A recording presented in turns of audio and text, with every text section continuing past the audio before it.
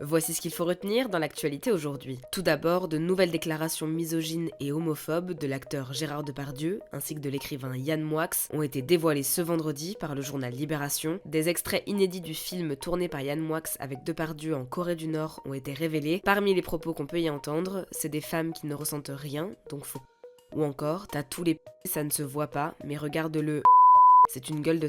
Ce 16 février 2025 marque également les 1 an de la mort d'Alexei Navalny, opposant politique russe et ennemi numéro 1 de Vladimir Poutine. Il a été retrouvé mort dans sa cellule, dans des circonstances encore floues, alors qu'il purgeait une peine de 19 ans de prison pour extrémisme. Des centaines de ses partisans se sont recueillis sur sa tombe en Russie aujourd'hui, malgré le risque de représailles judiciaires. Les chefs d'État des principaux pays de l'Union européenne seront reçus ce lundi par Emmanuel Macron pour discuter de la sécurité européenne. C'est ce qu'a annoncé ce dimanche le ministre des Affaires étrangères, Jean-Noël Barrot. Cette réunion intervient après que les États-Unis ont déclaré que l'Europe ne participerait pas aux négociations avec la Russie au sujet de la résolution du conflit en Ukraine. Et enfin, Biarritz, dans les Pyrénées-Atlantiques, est la ville de France où il fait le plus bon vivre en 2025, selon un classement du JDD. Angers, dans le Maine-et-Loire, et Annecy, en Haute-Savoie, complètent le podium. Lyon est 79e, Paris 101e et Marseille 127e. Ce classement est basé sur l'environnement, la sécurité, les infrastructures et les services à disposition.